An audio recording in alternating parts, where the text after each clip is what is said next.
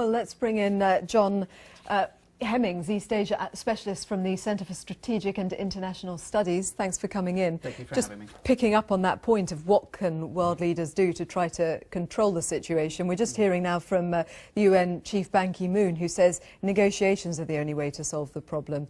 Can you see a constructive way that negotiations could make a difference?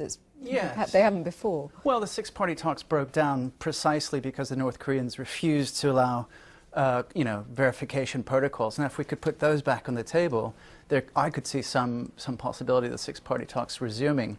But at present, it seems to me that negotiation for North Korea means de facto acceptance of their nuclear status, and that I don't think Washington is willing to do. And with a new leader who is only 30, who wants to show that he is a strong leader to his domestic audience, is there really any chance that he would go down that route? It's a really good question. I mean, some of this could be domestic posturing for the military, for the Korean Workers' Party, and basically for the people around him to show him that he's tough, he's in charge, he can run the country like his father did. I imagine a lot of what he's doing now is probably written in the script that his father gave to him before he died. And I suppose that's the danger, that people do look at it and think, oh, yeah, this is a well-worn script. We've seen this happening over the years. Yeah. And just let it unfold a bit, and then it'll just go back to the status quo.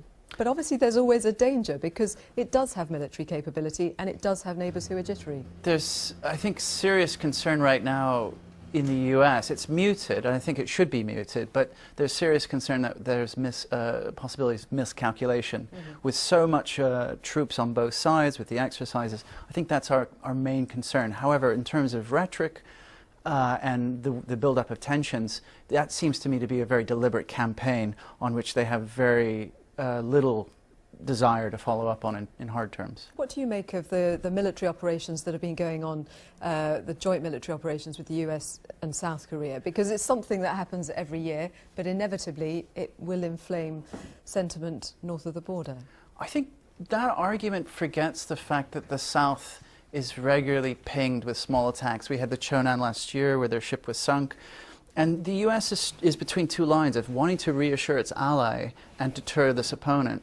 And I think the very serious concern that American policymakers have is, if the North stays nuclear, will the South one day follow? And if that's the case, will Japan go nuclear as well? So at this point, American policymakers are very determined to show the North, the South, that they are providing extended deterrence. John Maguire, thank you very much.